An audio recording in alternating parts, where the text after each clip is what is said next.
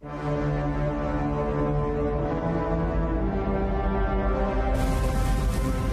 over 4.5 billion years, the Earth has been blasted, burned, ripped and scoured. These phenomenal events have sculpted our planet through a series of devastating cataclysms.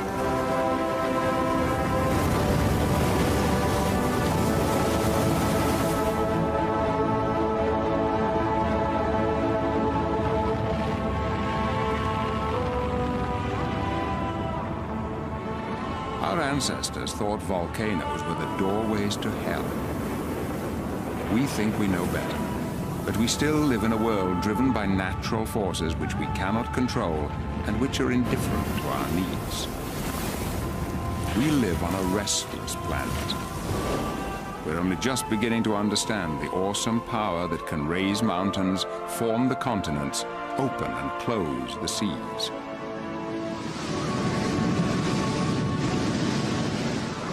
The fragile truce between man and the Earth is being broken all the time.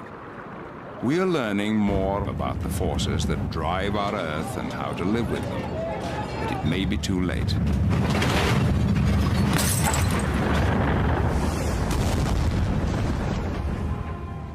'79 AD, Pompeii, Italy. A peaceful Roman city was overwhelmed by pyroclastic fires from Mount Vesuvius, a volcano that had slept through recorded history until it suddenly exploded. 20,000 people lived in Pompeii. Very few escaped the volcanic shroud.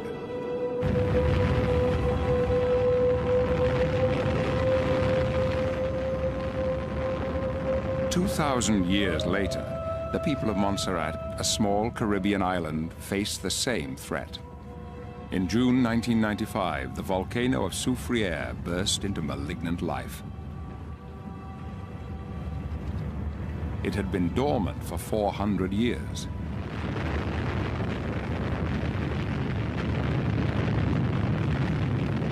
"19 people have died, and half the island is uninhabitable. Where once there was a green forest is total devastation, an ash desert. Scientists from all over the world are trying to forestall an even greater disaster. What we're looking at here is the Soufriere Hills volcano. And basically what it is this big scooped valley. And part of this valley is what we call English's Crater. And that's that big amphitheater. Sitting within the amphitheater is the present active dome. The magma is pushed up from below, and it comes out, it's exceptionally viscous, and it just fills up and up and up, forming this big dome structure. It's exceptionally hot, very unstable, and these blocks that are overhanging is what usually falls off, generates the rock avalanches, and then the pyroclastic flows. Mark Davies can't just watch from the safety of the helicopter. He must get as close as he can to the flow. It's incredibly dangerous. At any moment, and without warning, the volcano might erupt again, and he'd have no chance of escaping. We're quite close to the dome here. You can feel the heat coming off it. So it's not really a place we want to hang around. The cracks have opened up 6 centimeters in 3 days. So we'll have to keep an eye on them.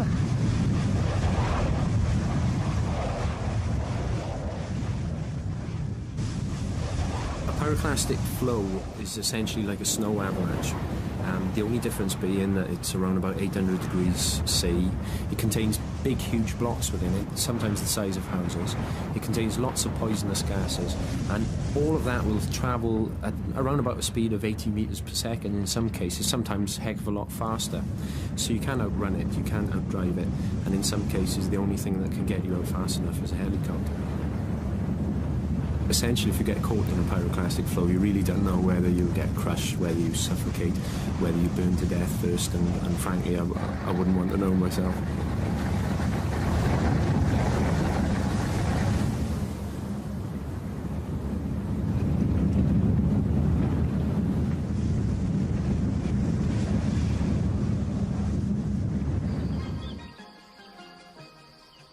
This is how Montserrat used to be before the catastrophe. An 8-mile paradise with green hills and tiny farms that had crept close to the mountain.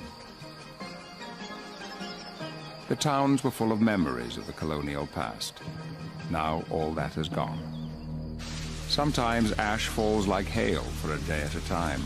The heat can be felt a mile away. The smell of burning sulfur fills the air. The sun is obliterated, and the midday sky becomes as dark as night.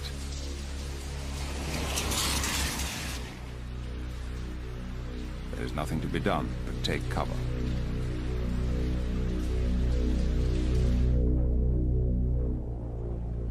Plymouth, the capital, was like Pompeii, a thriving port center of island life. It too lay in the path of the pyroclastic flow. Because they had warning, the people were able to escape, but slowly their town is disappearing under the pitiless flows and remorseless ash.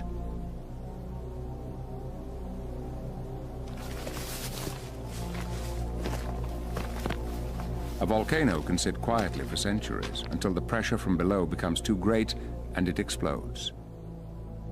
What everyone on Montserrat wants to know is, will it explode again, and will it ever stop?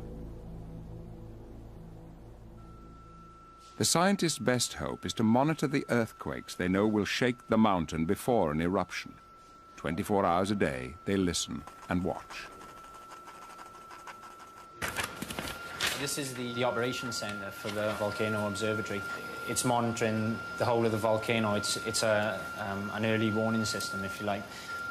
We have points all around the volcano, and so if the ground's moving, then the information that those machines gather out on the volcano is sent back here, and it's recorded on these pens, so it's a visual way of determining how much motion is occurring. When the drum and the needle on the drum and the pen is going back and forth, the bigger the earthquake, the more violent that pen will move. And the greater the chance of a violent eruption. But the technique is only a best guess. It's not foolproof. Distrusting science to save them from the force of nature, the population dwindles daily as more and more people escape to the safety of neighboring islands.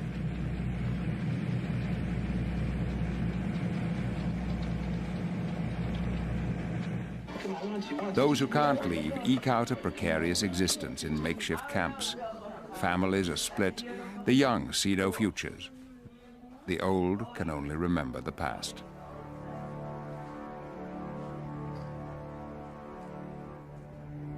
One in 10 of us live near an active volcano. Many choose to because volcanic soil is so fertile and productive. But will the people of Montserrat ever be able to return to their fields and old ways of life? Or has that gone, as lost as Pompeii?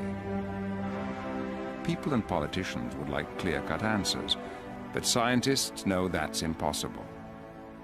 If the eruption stops tomorrow, the dome is still up on top of the volcano. It's still unstable, and it'll still retain its heat, and it might stay like that for 5 years after the eruption finishes. Or it might cool down exceptionally quickly, and within 1 year, people could move back. We don't really know. Montserrat's disaster is caused by something that happened over 4 billion years ago, when the Earth's crust broke into gigantic sections, forming the tectonic plates.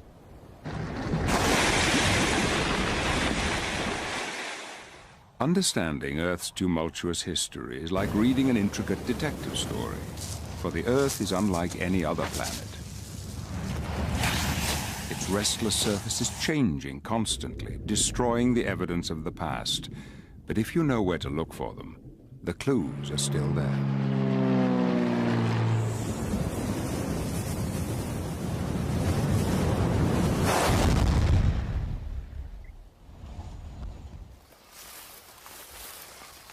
About 18,000 meteorites hit the Earth every year, hurtling down at 70,000 miles an hour.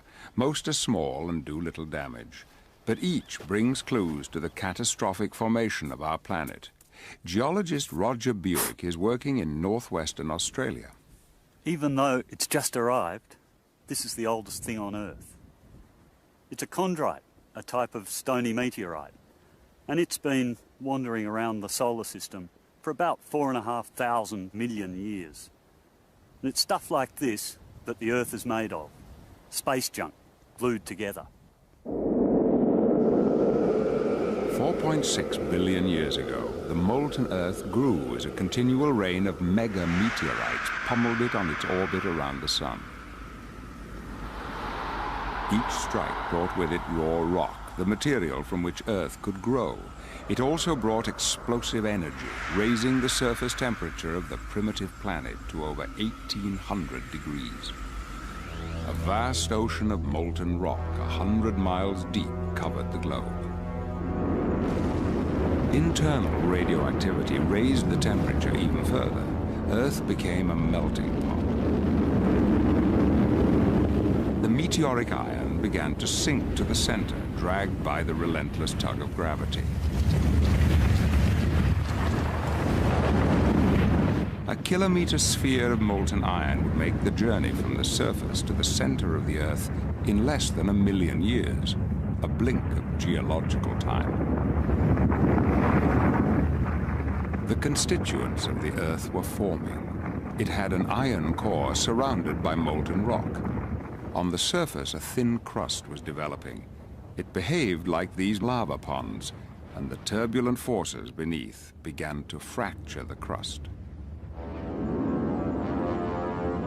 These are the tectonic plates, vast sheets of the Earth's crust, tearing and crashing over the planet's surface. They drift endlessly around the globe like giant bumper cars, joining and separating, carrying with them all the continents and oceans. There are 9 huge ones, many thousands of miles wide, and it's at their boundaries that catastrophes occur.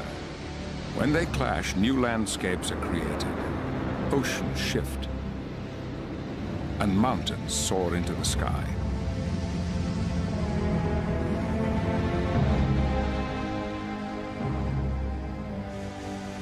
Montserrat sits on the boundary of the Caribbean and North American plates, where volcanoes erupt and earthquakes shudder. The actual fabric of the land itself is made here, where the tectonic plates that form the ocean floor are torn apart, new lava continually emerges, and new volcanoes are born. In 1963, this act of creation could be seen by all. Some 10 billion square feet of lava erupted off the coast of Iceland to form the new island of Surtsey. It emerged in a matter of days, just like volcanic islands on the primitive Earth. All over the planet, these islands appeared, and in time, they were to form the first continents. Clues as to how this happened are found in the Canadian Rocky Mountains.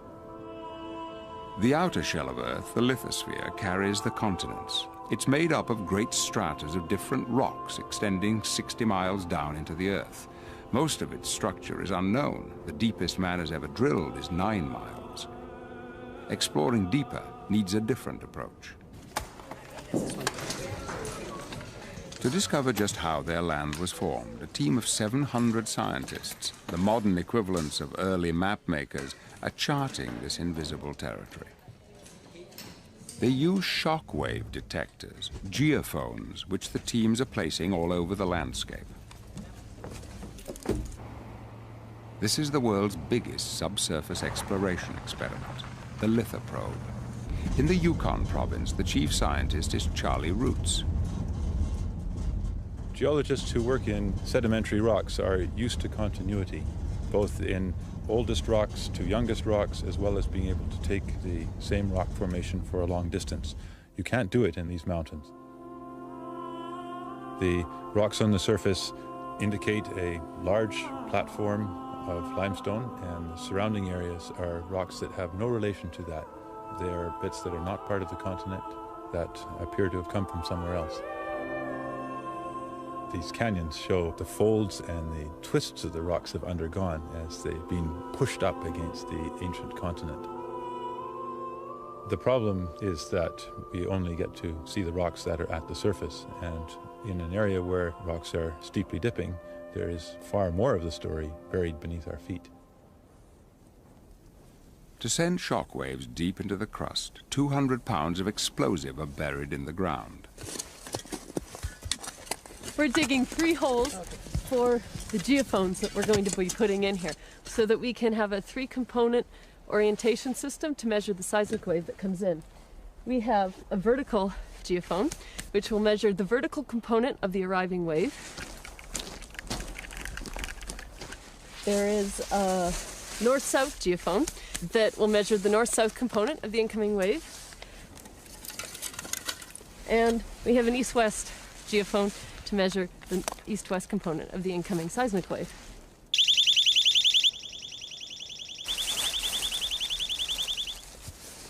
10, 9, 8, 7, 6, 5, 4, 3, 2, 1.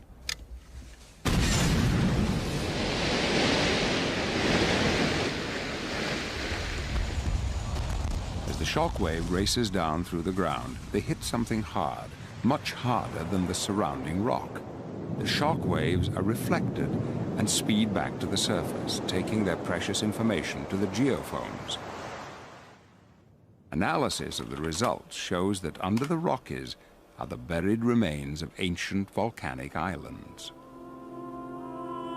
Over the last 200 million years, hundreds of these islands were grafted onto the North American continent. They form much of the land west of the Rockies, stretching from Mexico to Alaska. This is a clue as to how the first land masses were created. But until very recently, science was at a loss to say just when it happened. Then one day, prospecting for minerals in northwestern Australia, Roger Buick made a startling discovery. This rock is part of the oldest land surface on Earth. It has miraculously survived the never-ending cycle of formation and destruction of the crust. The vertical stripes have endured for over 3.6 billion years. At the same time, the Earth began to cool.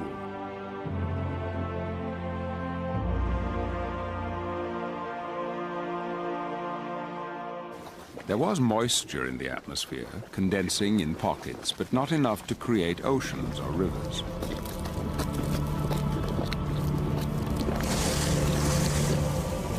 There was no oxygen in the air. It was inhospitable with no trace of life. A new theory suggests that in time, water, maybe enough to fill the world's oceans, arrived from deep space, brought on ice comets. Cosmic rain continues today, with small 20 to 40 ton ice comets striking the Earth's atmosphere once every 3 seconds. They add 1 inch of water over the entire surface of the globe every 20,000 years. When the atmosphere was saturated, the rain began.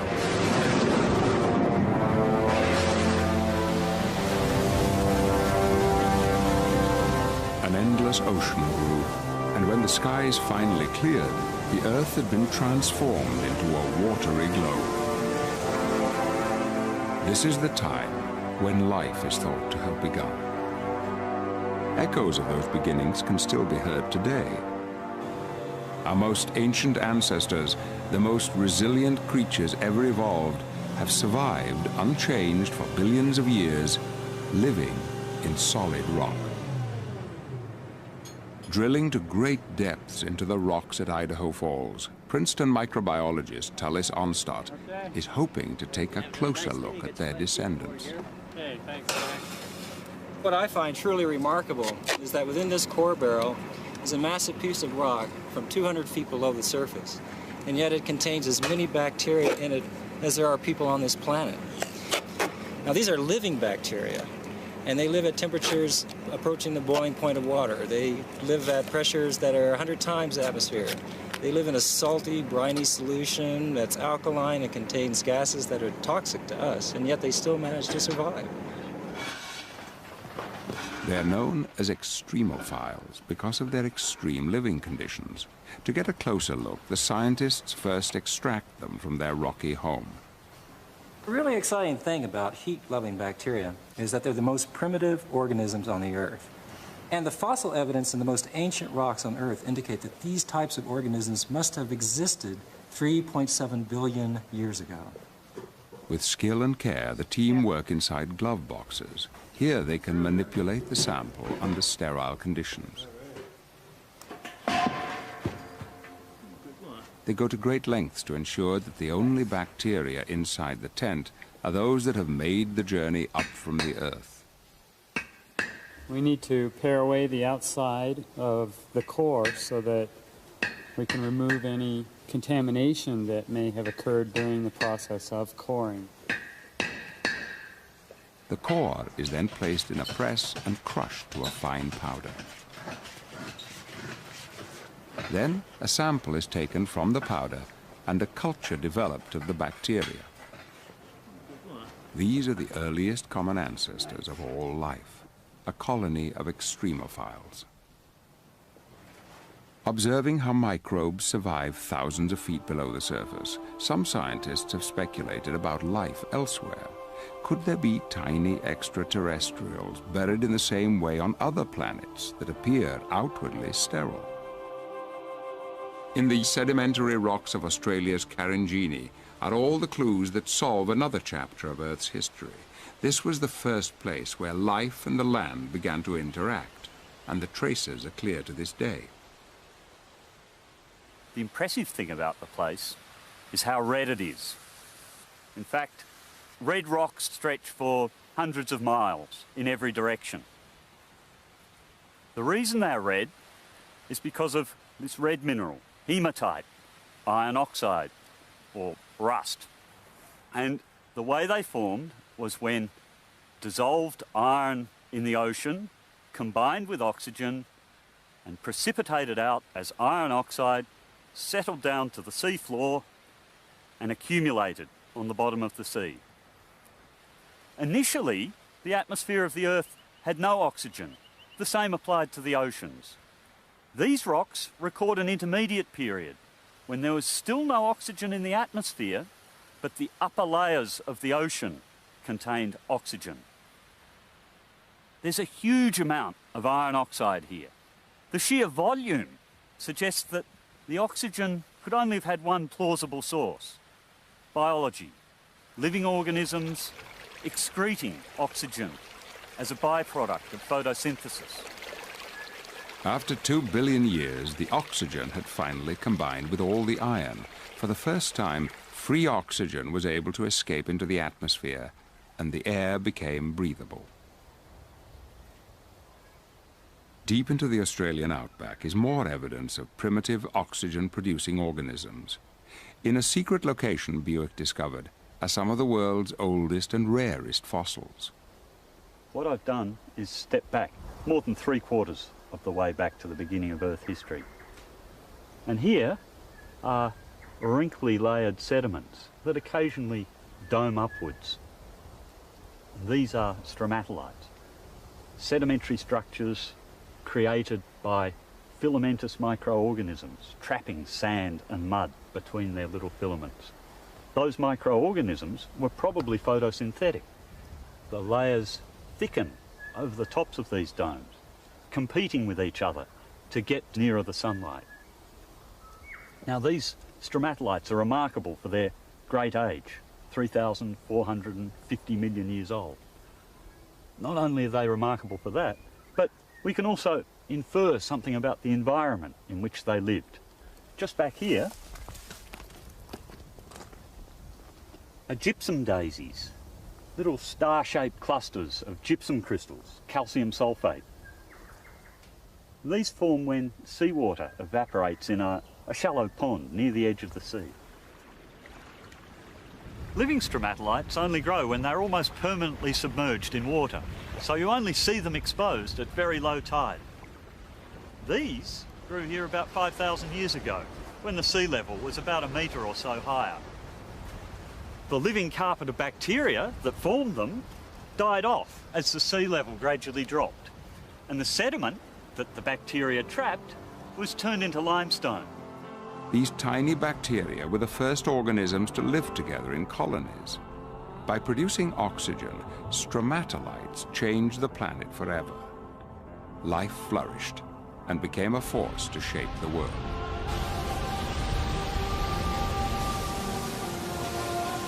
But geological upheavals can spell disaster. 200 million years ago, the supercontinent Pangaea, which stretched unbroken from pole to pole, began to split in two. It took 65 million years. Two continents we know today were shaped by another upheaval that hit the remains of the supercontinent in the south.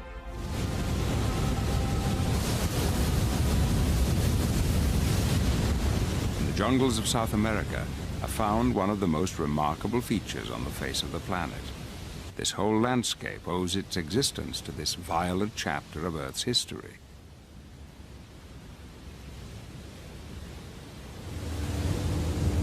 Iguazu Falls, Argentina. For me, the most spectacular waterfalls in the world. Not only because of the spectacular scenery here, 250-foot-high waterfall, a mile wide, but because of the spectacular geology. What's more, the rocks of the falls contain evidence pertaining to a geological event that took place here 135 million years ago.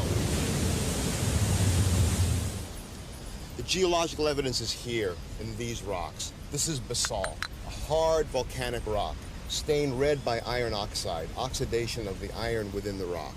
In fact, we're standing here at the base of a basaltic lava flow more than 100 feet thick. Just one of many lava flows in this area, which form a pile of lava more than a mile thick. In fact, in the waterfalls, one can see steps of the waterfalls, which shows the individual lava flows in this pile.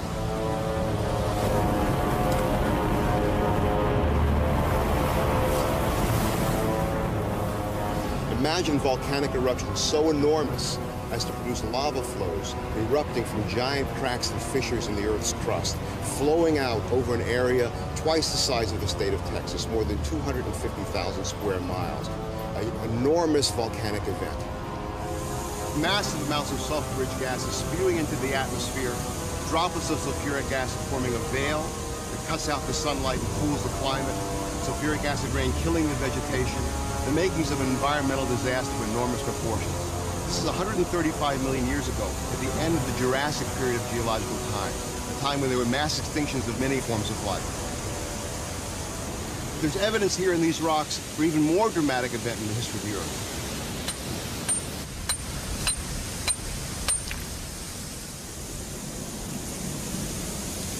And here's just the piece of evidence that I need.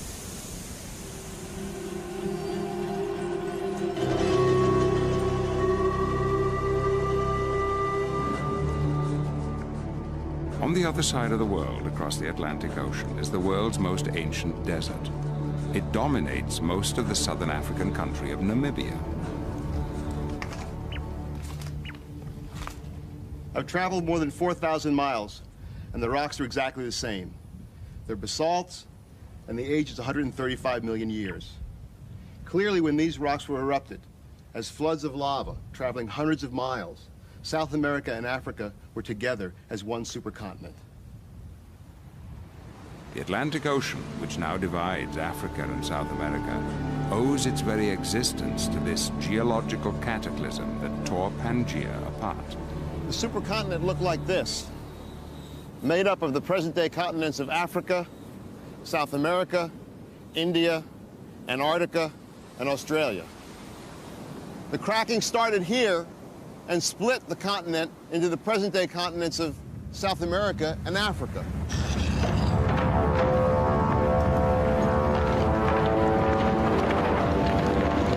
In geological terms, it happened incredibly fast. The crack opened northwards at a speed of 2 inches per year, the split unzipping the land as it went along. Fountains of volcanic fire leapt through the crack. The entire process took only 5 million years to complete. Evidence of the unzipping is clear. The shorelines of South America and Africa match perfectly, and under the ocean, the mid-Atlantic ridge divides the two continents almost exactly down the middle, where it still pushes them apart. Until recently, scientists had never visited the place where this spreading occurred, but now even the depths are giving up their secrets.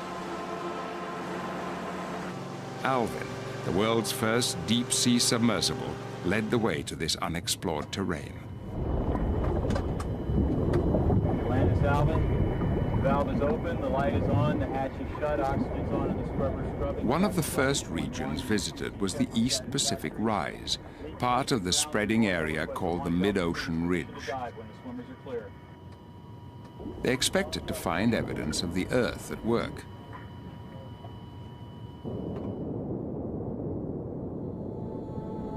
What they actually discovered lay beyond imagination.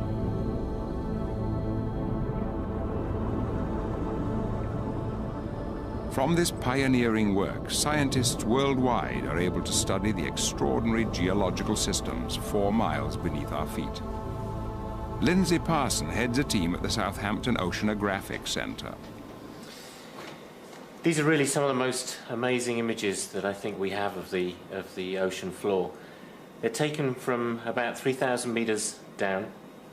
They're in the deepest, some of the deepest parts of the ocean floor.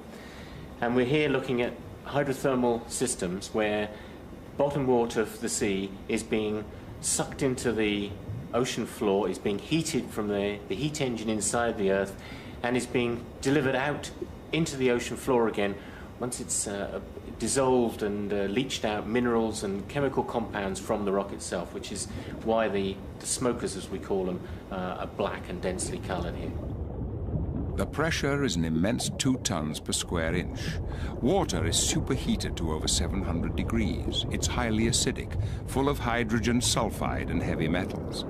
The equivalent volume of the world's oceans is siphoned through the vent systems every 30 million years. Samples prove that the sea floor along the ridges is the youngest on Earth, endlessly reborn. But an even greater surprise lay in store. Even in this harshest of terrain, life takes hold. The black smokers are warm water oases around which familiar species, shrimps, foot-long clams, and mussels thrive alongside more bizarre forms, 6-foot-long tube worms and strange fish.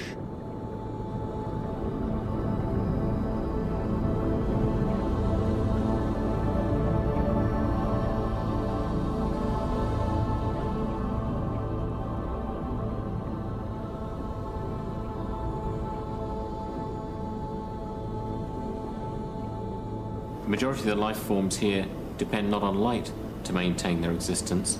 They absorb and fix chemicals from the hydrothermal vents to keep them alive. They are chemosynthetic communities rather than photosynthetic communities. Far from the sun and the air, these creatures have evolved in a self-contained environment separated from the rest of the biosphere. They have managed to survive the endless geological upheavals that rack the world above them. Maybe one day, long after we are gone, they will inherit the Earth.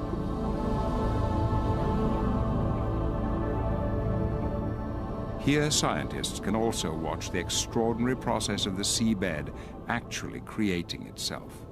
The hydrothermal systems lie along the mid-ocean ridge. The mid-ocean ridge is the line along which the tectonic plates move apart from one another, allowing hot molten rock from the interior of the Earth to well up and to form new ocean floor, the youngest part of the world as we know it. The mid-ocean ridge is the Earth's crust factory. New molten magma endlessly emerges to force the cold, older lava away from the ridges. Enough lava is created each year to bury New York 100 feet deep. And this unrelenting pressure is like a wedge between the plate boundaries, driving them and their continents on their unstoppable journey. Accurate mapping of the seafloor is now possible and crucial to understanding the system on a grand scale. By careful monitoring, scientists can calculate just how fast the seafloor is spreading and the plates moving. A sonar sledge is towed across the ocean bed. Individual snapshots are processed by computer and a photomontage created. That information is turned into 3-dimensional maps. What emerges is that the sea floor is full of great valleys and deep trenches, and that here is the largest and tallest range of volcanic mountains on Earth, 40,000 miles long, sometimes 5 miles high, stretching around the globe like a seam on a baseball.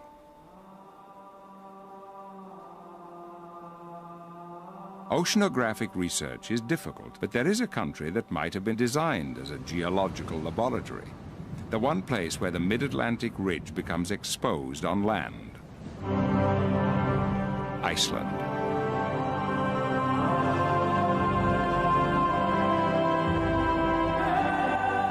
The land here is being torn apart. The rift shows exactly where the plates carrying America and Europe are being forced away from each other at about an inch per year. And Iceland is in the middle. The land is continually reshaped through eruption and rifting. The lava from the flows forms vertical dikes and horizontal beds, just as it does on the ocean floor.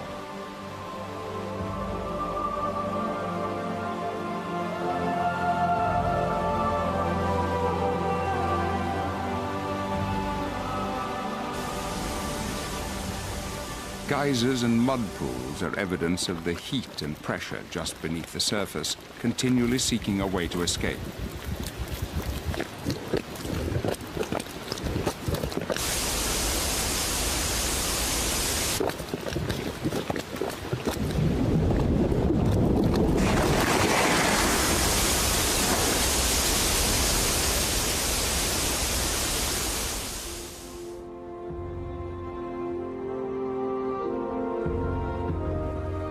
Ice and fire is a deadly mixture.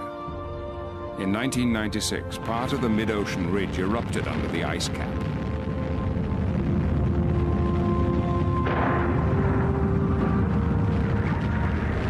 It rapidly melted its way through 300 feet of ice, forming a deep gorge. The meltwater raced away to fill a subglacial lake until it could no longer be contained. In the catastrophic flood that followed, 10 square miles of land were drowned.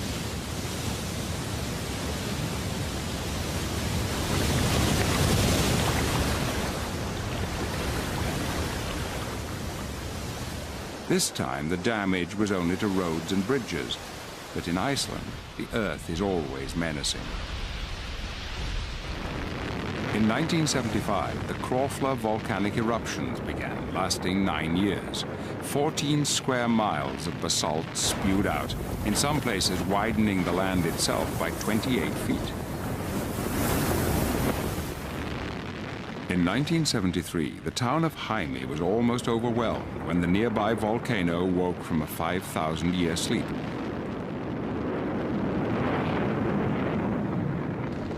Five months later, the lava and ash had destroyed 300 houses, reshaped the harbor, and added nearly a square mile of new land. Living in a laboratory can be hard.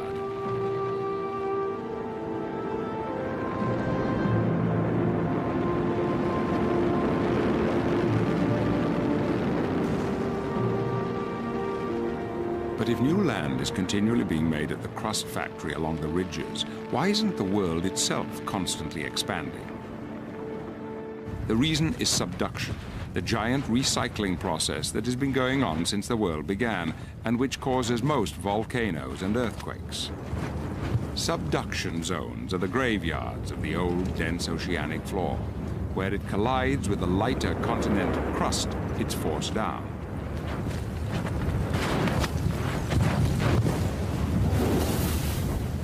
Pulls the rest of the plate with it to be melted in the ferocious furnace of the inner earth. The plates don't die peacefully. They go with a bang. The old ocean floor carries water into the mantle, which mixes with the magma. When the pressure can no longer be contained, it explodes. In that most awesome of natural events, a volcanic eruption.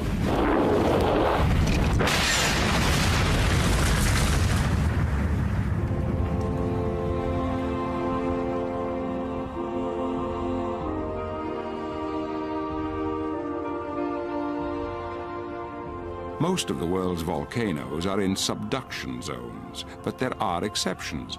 Kilauea is on the big island of Hawaii, part of a chain of islands in the middle of the Pacific Ocean, thousands of miles away from any subduction zone.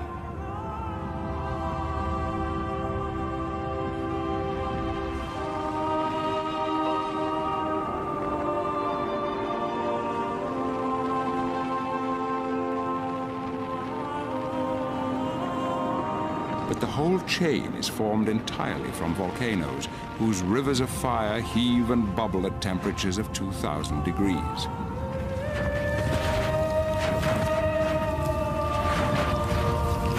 What provides the furnace for all this outpouring if it's not the crashing of the tectonic plates? The volcanologists have an explanation. The lava that's flowing and spattering behind me is a surface manifestation of a thermal anomaly, or a hot spot that's deep within the earth beneath my feet. Where we are now on Kilauea volcano on the big island of Hawaii is at the southeast end of a 6,000 kilometer long chain of seamounts and volcanic islands that have formed as the Pacific plate has moved north and westward over the last 80 billion years or so at a rate of around 9 or 10 centimeters per year. So as the plate moves over this hot spot, you burn through the lithosphere, forming a volcanic island, and then the plate moves on, and a new island forms further to the southeast. The hotspot has made Kilauea the tallest mountain in the world, 30,000 feet from its base on the seafloor, taller even than Everest. It's also one of the most studied.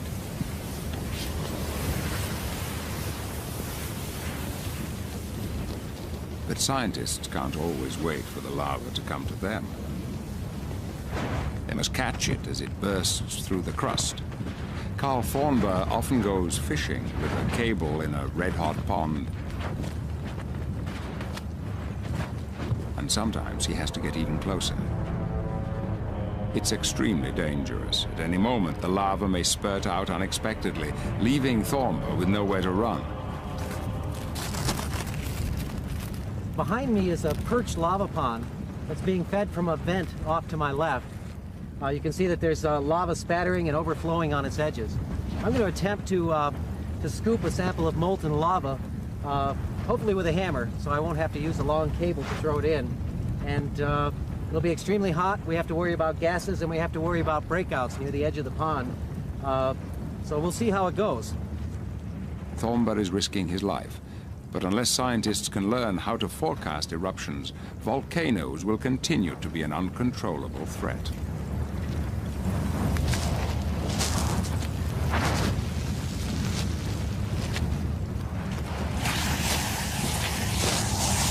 Okay, we'll take this sample back to the USGS Observatory and we'll prepare it for chemical analysis. The chemistry of Hawaiian basalt is unique compared to volcanic deposits near subduction zones or near mid-ocean ridges, and that will be reflected in the chemistry that we see. More importantly, we're looking at very subtle variations in chemistry that can be correlated with the eruptive history of this volcano. So it will allow us to predict what may happen next. High on Maui, the next island in the chain, NASA scientists at the Satellite Laser Ranging Station are preparing for a long night's work. They're setting up to fire a laser beam at a satellite target orbiting the Earth. The information they gain will tell them to the inch how fast the island and the Pacific plate on which it rests are moving across the ocean. They have to time the firing exactly to be sure that no planes are passing. The laser beam would blind any pilot who might look at it directly. Okay, we're at 227 azimuth, 18 degrees L. This is starlit. Culminations at 74 degrees. We're rotating clockwise. Okay, you'll be clear to fire. We're at 21 going down. The laser beam flashes out and bounces back, pinpointing their location. 22 years of calculations confirm that Maui and the Pacific plate are moving northwest at the rate of 2.5 inches a year, amazingly fast. This is the absolute proof that the surface of our planet is in constant motion. Tectonic theory says that the volcanoes of the Hawaiian chain should get progressively older and become more eroded the further they travel from the hotspot, and they do. One day, the raging fires of Kilauea will be as silent and cold as these dead cones.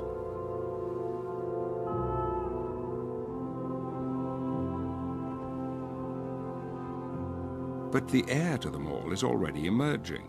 As one island dies, a new one is formed. The hotspot is currently moving or manifesting itself at Loihi, which is a submarine seamound to the south of the big island of Hawaii and still more than 3,000 feet beneath the surface of the ocean. Maybe another 100,000 years before we see Loihi surface.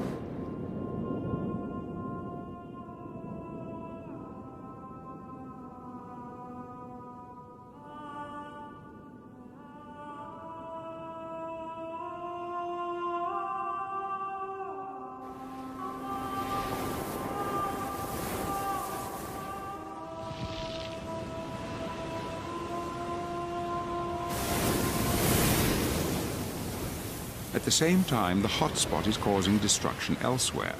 The pressure of the continual input of magma from below is bulldozing open this great crack which stretches across the length of the island. It is more than 80 feet deep, and it's splitting away at 3 inches a year. Eventually, the whole side of the mountain will fail and collapse into the sea.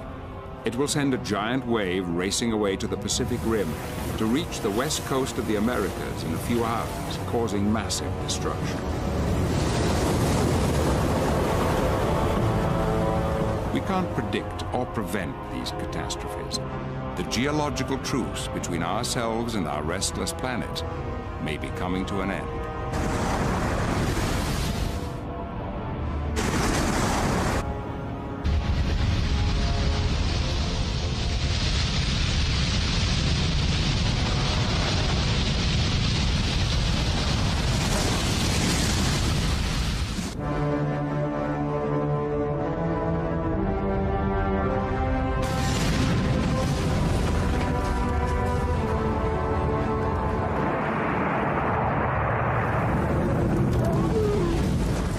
Cataclysms may have caused extinctions and disasters, but they have also shaped the Earth and produced an environment in which human life could flourish.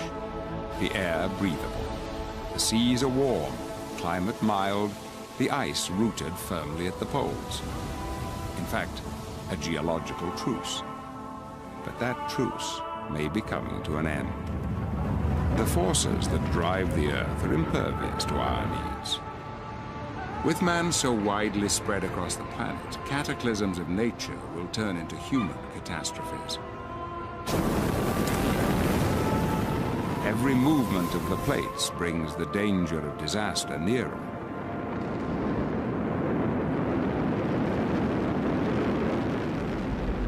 "50 million years ago, the Asian and Indian plates were about to clash. Separated by a dying ocean, they collided with fantastic force. Neither would give way, and the land had only one way to go: up.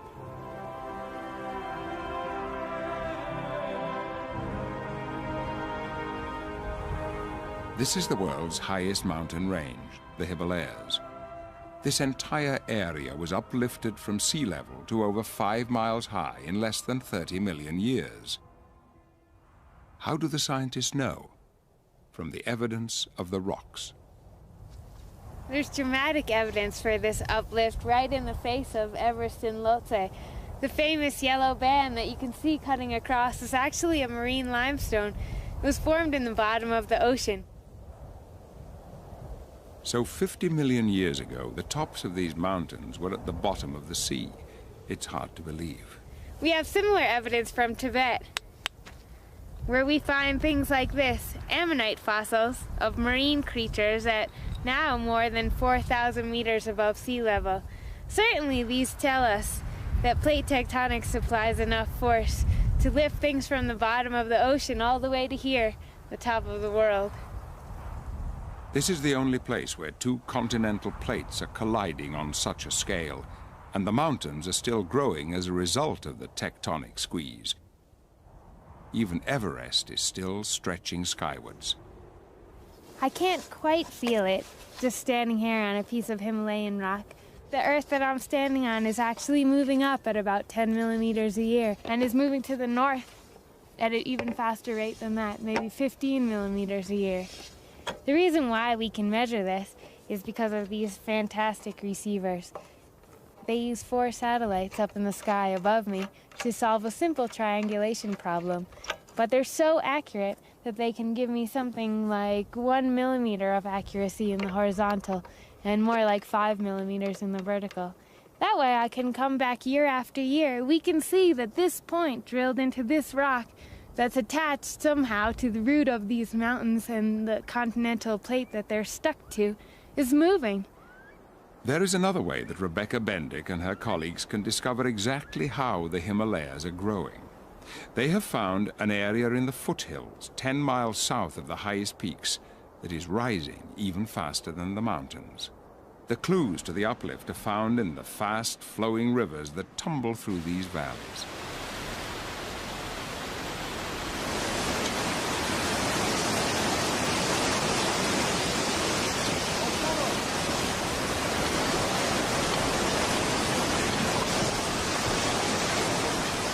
You can think of this river in 2 different ways. One is that this land is still and the river's cutting down. The other way, and I think a better way to think about it, is that the river is staying at sort of a constant position with respect to the sea, way off in the Bay of Bengal, and the earth around it is rising up. So in order for the river to stay in one place, it needs to cut down like a knife through butter. But in some places, the river cannot cut quickly enough to maintain its natural equilibrium. Here, the land rises faster than the river erodes it down, and a giant step is formed, creating white water and rapids. We're looking for places where the river is a lot steeper than its average gradient anywhere along a stretch. Those steeper places are corresponding to places where the uplift is quick, so quick that the river can't keep up. This will give us clues about places to come back and do more intensive GPS research to try to pin down the uplift rate. It seems this area is continuing to rise faster than the high peaks. One day, this riverbed will be taller than Everest.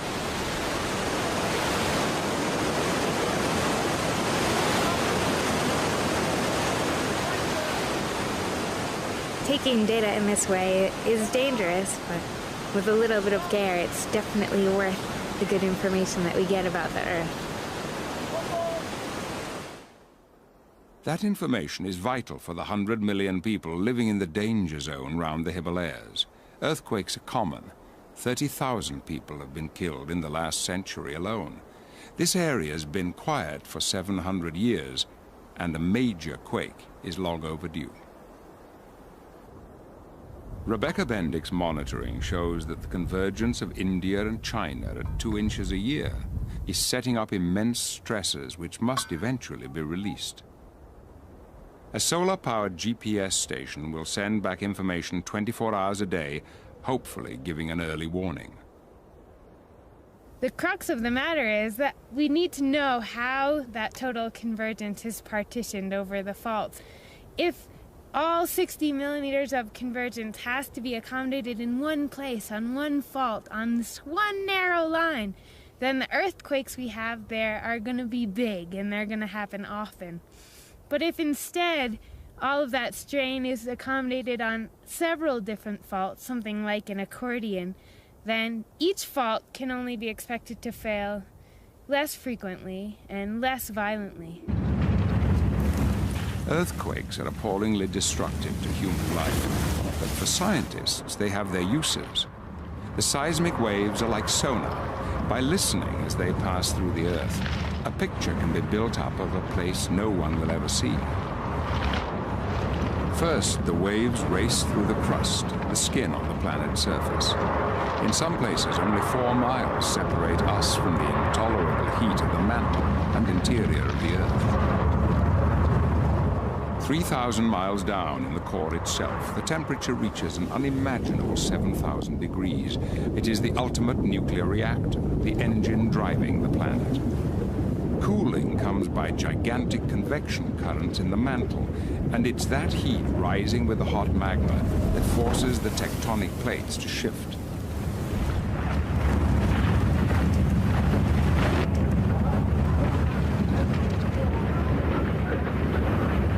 Earthquakes are a ferocious manifestation of the power of the Earth's plates.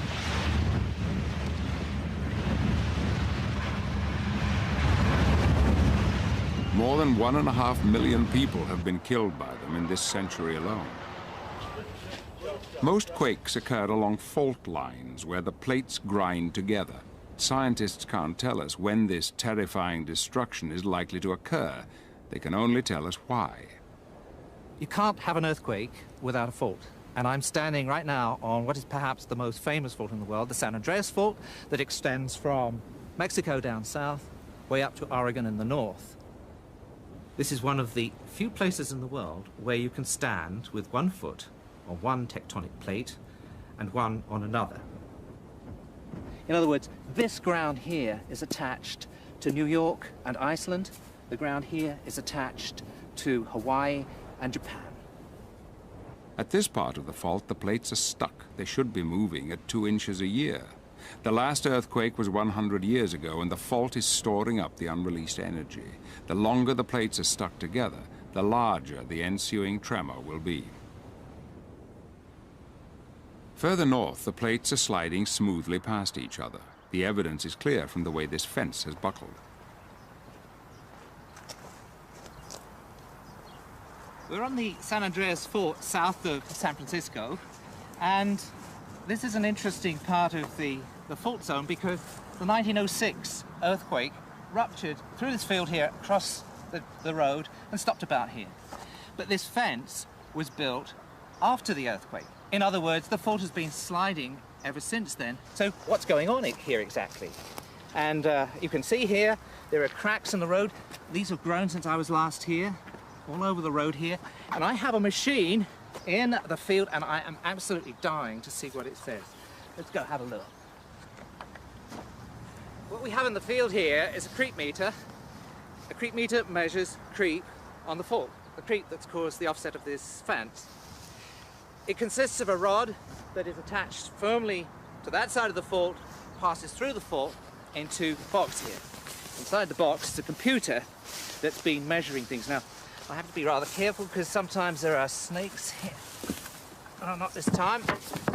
Good. What's left are black widows and ants. All right. So here is a computer that's been measuring for a year. It records the movement of the fault every minute to about 1/1000th of an inch. So let's download the data and have a look. There we are. Well, it looks as though we've had about 7 millimeters of creep, like this site usually has. But the interesting thing is it's all limited to a very short period of time. If you look here, you can see the fault has been locked for most of the year, but suddenly, in the middle of September, it takes off, and it slips about 5 millimeters in the space of a couple of hours, and it continues to slip in the next few days. In other words, a whole year's budget of slip occurs within the space of a few days. That might not seem much, 5 millimeters, but it's affecting a long section of the fault, maybe 5 miles long, involving millions of tons of rock. Now, it really doesn't matter here. This is a nice sort of field, there aren't any people, but further north, this creep process and the things that are happening beneath the earth are far more sinister. San Francisco is home to 2.5 million people and lies right on the Hayward Fault. In its 200 years history, it's been hit by 3 killer quakes. Scientists know the slippage on the fault has begun to slow down, a warning sign. But when will it strike? In 1989, 67 people died in an earthquake at Loma Prieta, part of San Francisco. No one had foreseen it coming.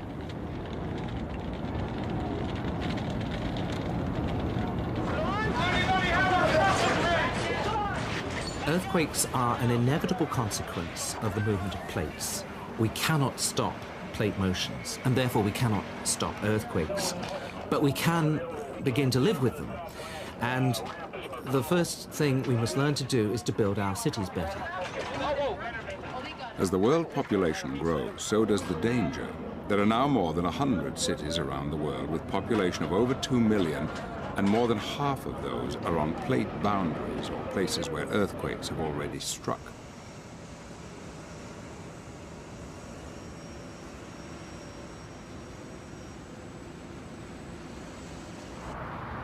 Los Angeles is the most vulnerable of all the places on the West Coast fault line. This stretch of road shows why. Not only is it on the San Andreas, but here the fault is being forced round a bend. Where this happens, the rocks get compressed with enormous force. They cannot go sideways, so they go up. The movement curls the rocks, bends, folds, and crunches them, faulting and distorting the land. Many faults never surface, although scientists know they're there. Known as blind faults, they are probably the most dangerous of all. You come down the hills here until you hit the plains, the flat area where 11 million people live, and across there, far behind, the tall buildings of downtown LA, we think there's a fault right there, right underneath the center of LA. At 4:24 in the morning on the 17th of January 1994, the suburb of Northridge was shaken to its foundations. A blind fault had fractured 11 miles down, causing some of the most intense ground shaking ever recorded. Ground acceleration exceeded gravity, throwing buildings, furniture, and people into the air. 61 died, 9,000 were injured. Buildings, roads, and bridges were destroyed. Damages ran to $20 billion, and the aftershocks went on for days.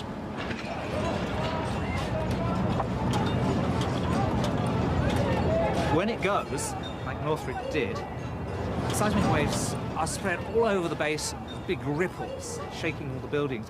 It's exaggerated where the sediments are concentrated in the basin here, because the basin's completely flat, and it's flat because it's washed in there from the mountains by water, so we have saturated sediments. When the sand and water combination is shaken together, it turns liquid for 5 minutes after the shocks, causing tall buildings to destabilize and fall. It's called liquefaction and presents an enormous and unpredictable danger. And there is another geological trap waiting to spring. The San Gabriel Mountains stretch from the San Andreas Fault down to the Los Angeles Basin.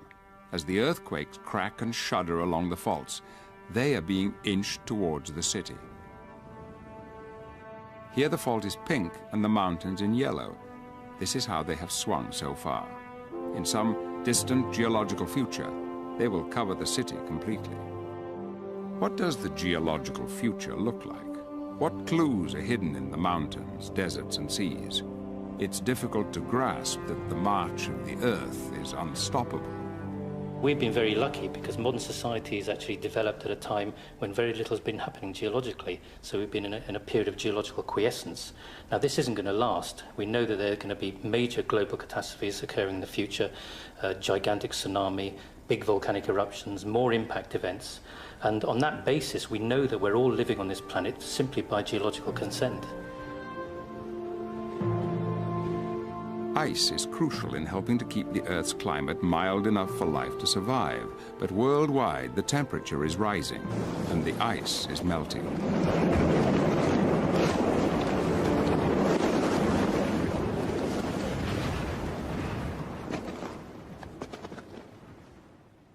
If this keeps happening, sea levels will rise.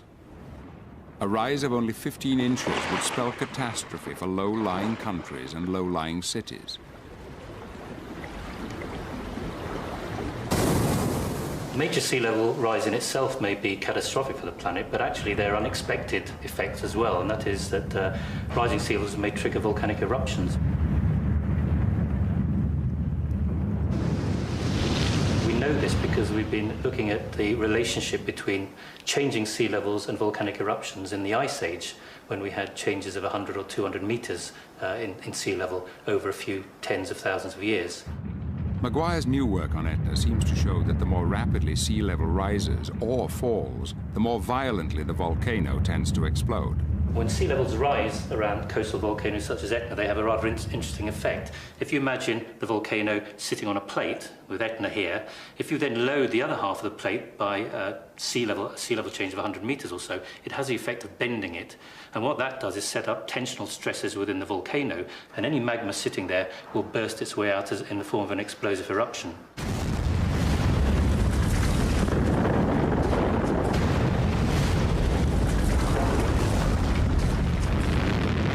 In modern times, we haven't really experienced the full terror of a volcanic catastrophe. If Bill Maguire's theory is right, such an event could hurry in the new ice age, because nature can wield a two-edged sword. Rising sea levels could cause volcanoes to erupt, spewing debris and sulfur into the atmosphere. That will cut out the heat from the sun, so the Earth will cool. That will make the ice form again, freezing the oceans so sea levels drop once more.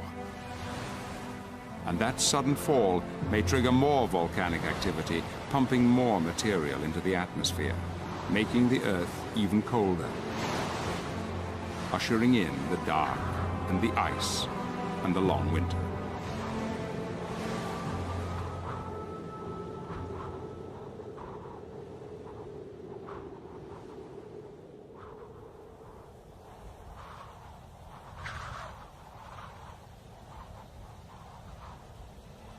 There is evidence for many ice ages during Earth's history, but the last full and most severe one began 45 million years ago, just as the Himalayas were being formed. One theory attributes the dramatic cooling to this tectonic turmoil. The mountains are littered with limestone rocks and rubble. This debris would combine with rain and carbon dioxide in the air in a chemical reaction which removed millions of tons of the gas from the atmosphere. With less greenhouse gas to keep it warm, the entire planet would cool, triggering the Ice Age. At the edge of the vast ice sheets, immense glaciers advanced relentlessly. Nothing could resist as they raced forward at speeds of up to 10 feet a day.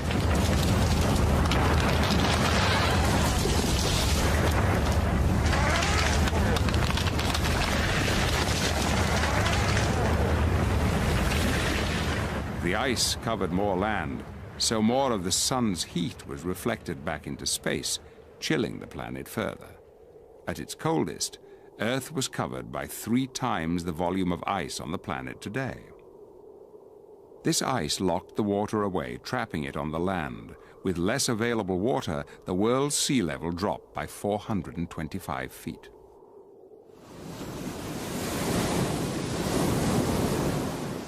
Today, the Caribbean island of Grand Bahama holds the clearest clues to the dramatic change in past sea levels. Microbiologist Steffi Schwab has been piecing the story together. Hidden deep in a mosquito-ridden mangrove swamp is an unlikely entrance to a mysterious ancient world.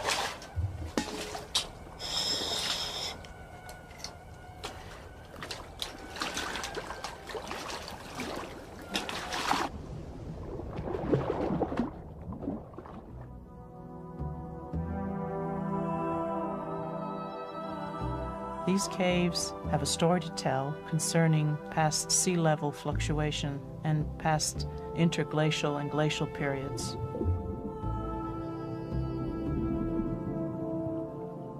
What makes these caves particularly exciting is that they are one of the last unexplored frontiers, and they turned out to be one of the world's largest and longest known cave systems.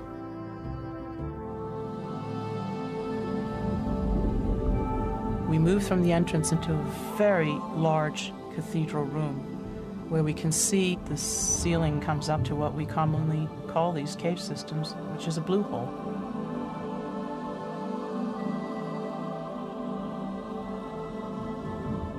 You always find, when you go into these large cathedral rooms, a very large rock pile in the center. And usually the collapse happens when the water is no longer in the cave, supporting the ceiling.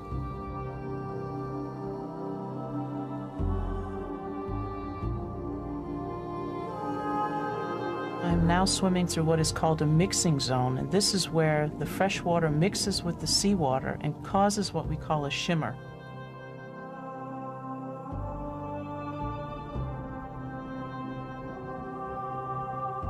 This mixing zone is responsible for aggressively attacking the wall rock. It's like soft cheese.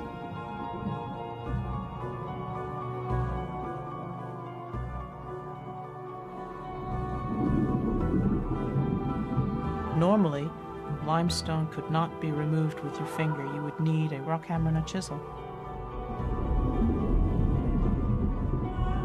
This is how we know that the caves have formed hundreds of thousands of years ago. But we also know by evidence that we have found that the caves have been dry in the past. 20 meters down further into the cave system are these bat droppings that have been fossilized. And we know the only way that this can happen is when the caves are dry, because bats do not swim. And when bats roost in the ceiling, the droppings collect on the rock and they become very hard. Deeper into the cave system, we find another bit of evidence, and that is this red Saharan dust, which gets blown into the stratosphere during frequent storms which occur in the Sahara Desert, and will actually find its way into these caves. Most likely it's happened during periods when the cave was dry.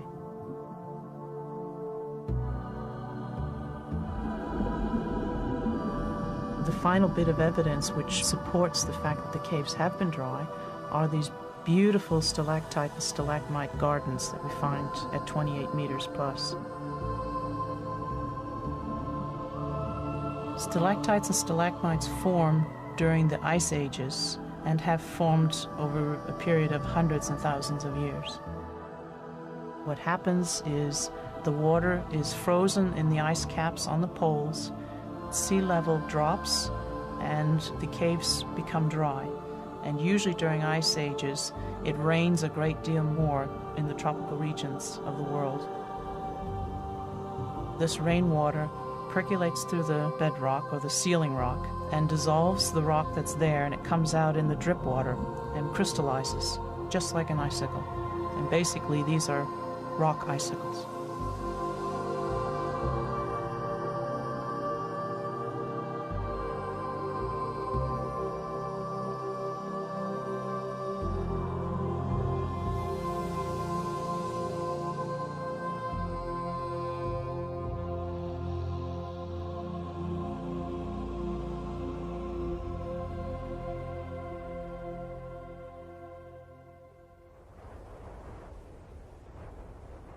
The ice ages affected and shaped the landscapes, but sometimes the clues are so gigantic it's hard to recognize them. In Washington state, in the Grand Coulee Canyon, are the channeled scablands. For years, a succession of scientists tried to work out what could have caused erosion on this scale. USGS scientist Richard Waite is the latest investigator. This rock, the size of a 3-story house, looks like it's part of the bedrock. Part of this basalt that forms this vast landscape. But the structure in the basalt is horizontal, as you can see, whereas the structure in this rock is vertical. In other words, this big rock has been moved. But the biggest clue in the landscape is the landscape itself. This gorge is carved in basalt, one of the hardest of rocks. It ends in a sheer cliff, 400 feet high, and it's in the shape of an enormous horseshoe. It's like the gorge below Niagara Falls. But this, Dry Falls, is fully 2 Niagaras high and 3 wide.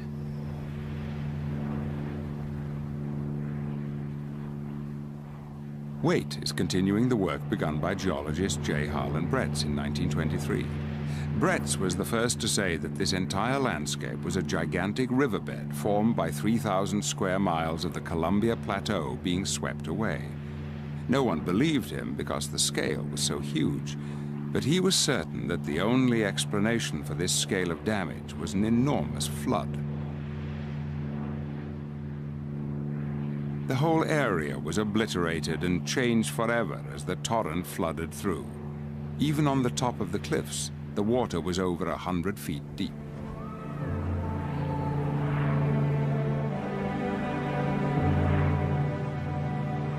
The basalt cliffs are amongst the hardest structures found in nature. Resistant to weathering and erosion, these walls could only have been cut by an enormous body of water. One by one, these columns of frozen lava were quarried from the rock face and carried away by the raging torrent, causing the wall to retreat and the cataract to widen. So it was accepted that this is how the channeled scablands were shaped. But an important part of the mystery remained. Just where could all that colossal, earth-shattering volume of water have come from? 100 miles to the east, geologist Joseph T. Pardee had described an enormous Ice Age lake, Glacial Lake Missoula.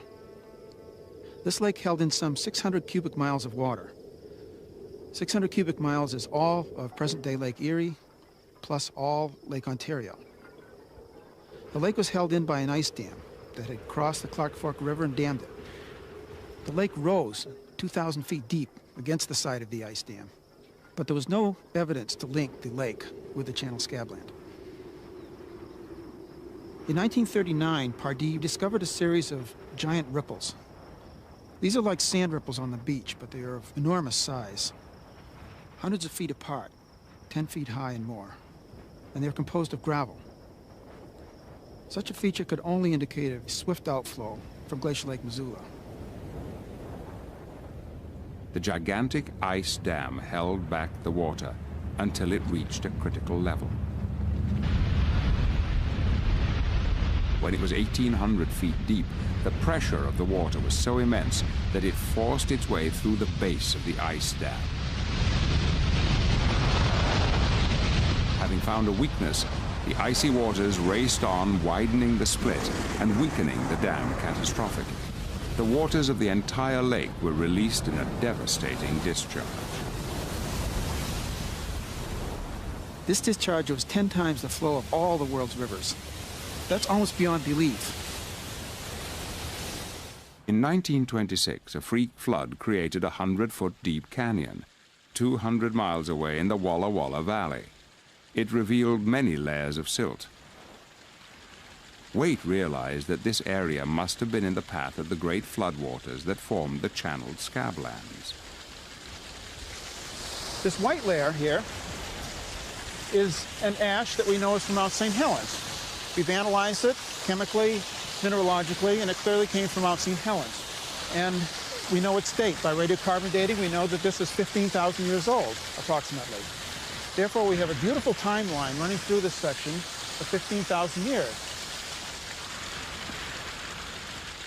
The ash could only have fallen after the flood had passed and the sediments settled. Yet it's covered by many layers of sediments, 39 in all. This was the final piece of evidence that explained the creation of the scablands. The catastrophic outburst flood must have happened time and again. Once each flood had left its mark, the vast glacial dam would advance and the waters of Lake Missoula would start to rise again, continuing the cycle of flood followed by calm. Only when the time of the ice was over did the flood stop. The change from Ice Age to warmer times is governed by how close the Earth is to the Sun. Every 100,000 years, the shape of the Earth's orbit around the Sun changes. This has led some scientists to wonder if the recurring cycle of catastrophe and extinctions on our planet is governed by extraterrestrial forces. Mass extinctions and the catastrophes that caused them seem to follow a periodicity of about 30 million years. It's that cycle that suggests that the cause of a catastrophe lies outside the Earth. On a clear night here in Africa, or in other places where you can see the night sky, we can see astronomical evidence for the cause of these geological catastrophes every 30 million years.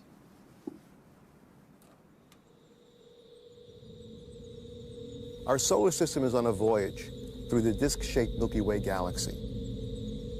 Every 30 million years, we pass through the densest part of the galactic disk. During that time, the comets of our solar system can become disturbed. and fall inward toward the inner planets. During this period, the Earth is more likely to be impacted.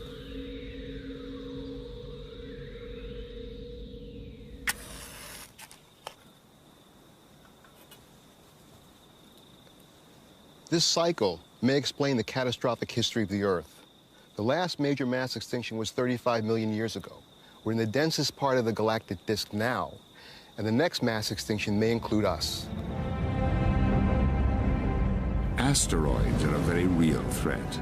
They even formed our own moon. Soon after its violent beginning, our planet suffered a ferocious assault. A rogue asteroid bigger than Mars smashed into it with enough power to blast much of the Earth's surface into space.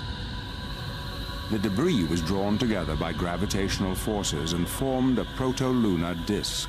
From that, the new moon grew rapidly, sweeping up the debris in orbit around the Earth. Computer models suggest it only took a year for the fragments in orbit to coalesce and form a single moon.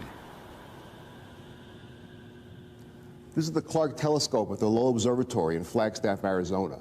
It's a telescope that was used to take pictures of the moon in preparation for the Apollo moon landings. To see the moon tonight, we need the telescope up in this position. And we can make some fine adjustments.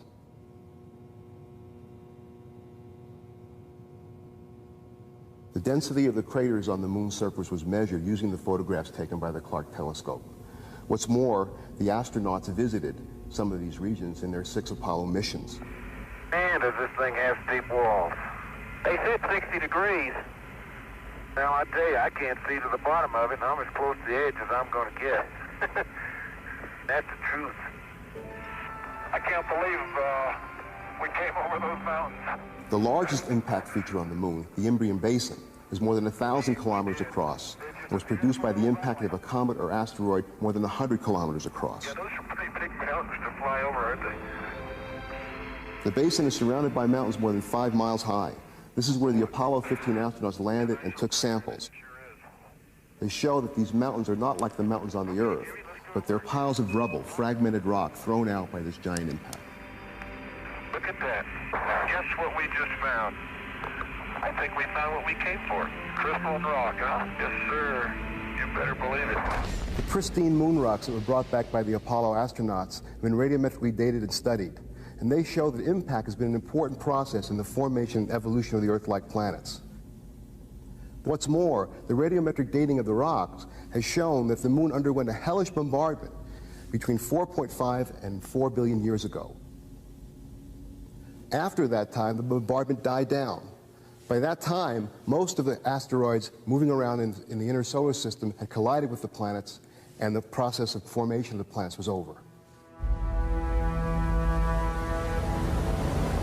200 space rocks, large enough to cause global devastation, are known to be on Earth-crossing orbits, and there may be many more.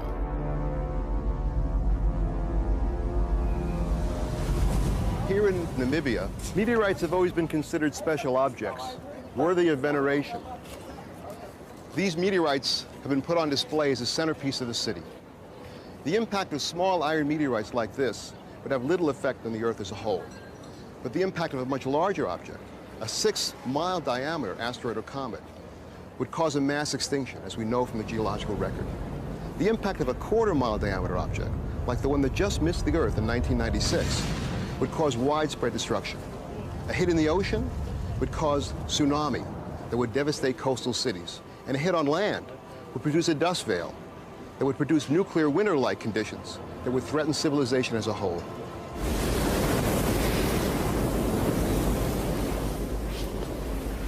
The geological record shows impacts brought catastrophe and devastation which wiped out many species. There have been 5 key mass extinctions in Earth's history. Best known are the dinosaurs. Why did they simply disappear from the face of the Earth? India may provide the answer. 65 million years ago, it was still an island drifting towards Asia. This was when the layered landscapes of the Deccan Traps were created. A great volcanic rift spewed out 500,000 square miles of lava. Layer after layer of lava lies on the land in places up to 8,000 feet thick. Some scientists believe that the scale of this volcanic activity was so great it killed off the dinosaurs. Professor Michael Rampino thinks the traps were triggered by an extraterrestrial visitor. This is the Hoba iron meteorite in Namibia. It's the largest meteorite known on Earth. And like most meteorites, it contains the rare element iridium. And iridium has proven to be the clue, the connection, between the impact event and the extinction of the dinosaurs. Iridium is found near impact craters, but is extremely rare elsewhere in the Earth's crust. At these craters, the levels of iridium are 10,000 times higher than normal. Such high concentrations have been found in the sedimentary record all over the world at a consistent date of 65 million years ago. Recently, a crater more than 110 miles wide was detected off the coast of Mexico's Yucatan Peninsula. It too was created 65 million years ago.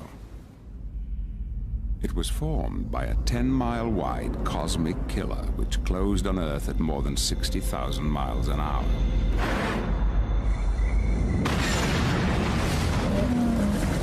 It struck with the violence of the world's entire nuclear arsenal exploding 1,000 times over. It sent out a ferocious fireball engulfing the land for thousands of miles around. Enormous fires raged for months, destroying everything in their path. The impact may have had other catastrophic effects as well.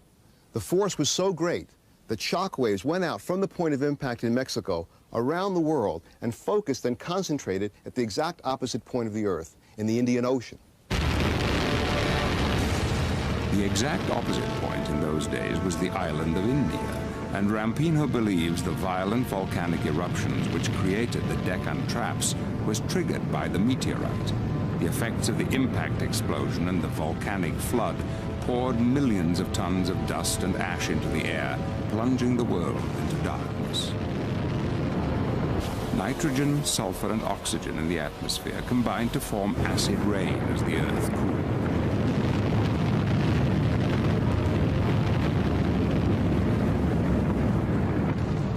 In this cosmic winter, 75% of all living things perished. When the skies cleared, the dinosaurs had gone.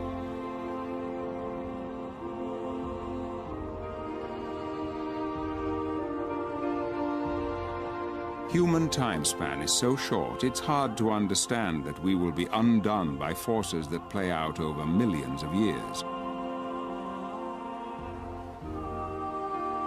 In Utah, the shells of countless millions of marine creatures which lived and died here have been exposed where the San Juan River creates a great tear in the Earth's crust. The river has revealed a lost world. 200 million years ago, the shallow seas once lapped the shores of the giant supercontinent Pangaea, which stretched unbroken from pole to pole. 50 million years ago, this entire region underwent a cataclysmic change. Erosion began relentlessly stripping away layer upon layer of rock. The tectonic forces which squeezed, compressed, and lifted the land were locked in an endless battle with erosional forces, carving fantastic landscapes.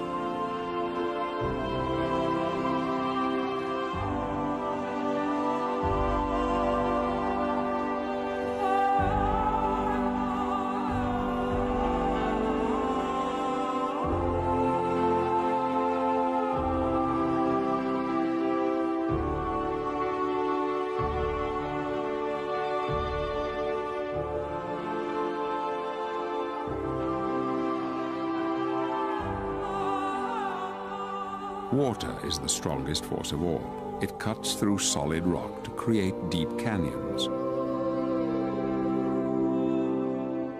With terrible patience, it will scour away the stone and shape the rocks.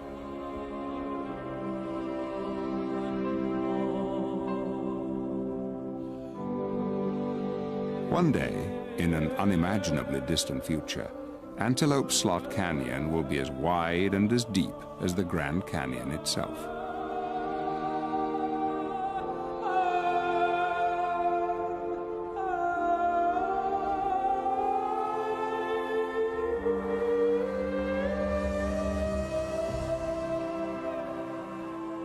The 1,000-foot-high sandstone pillars, buttes and mesas that rise above the plains are the memorials to millions of years of the geological battle. But they too will disappear.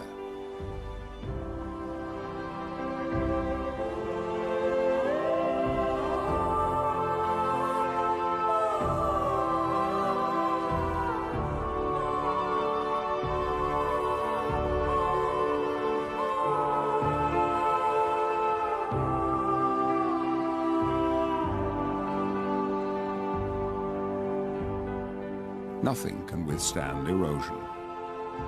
Sculpting the surface, gouging out the deepest ravines, cutting down the tallest mountains, nature finds its own equilibrium.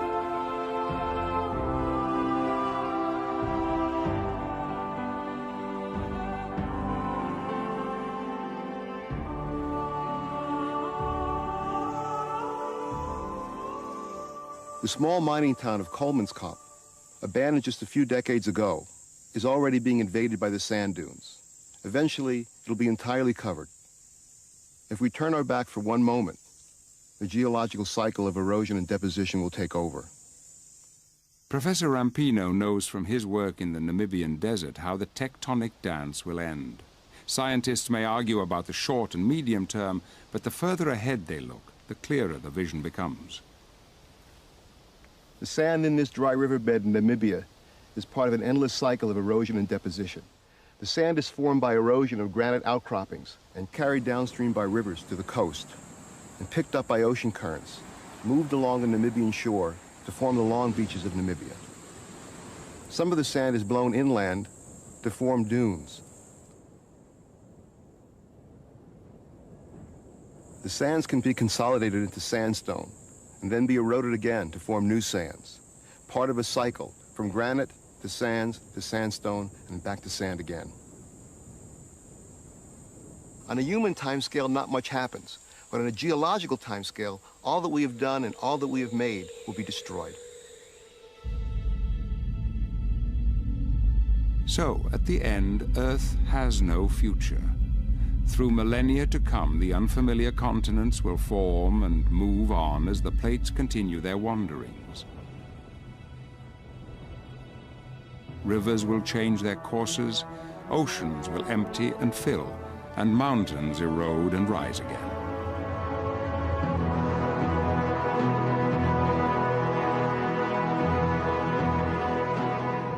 But our sun is aging.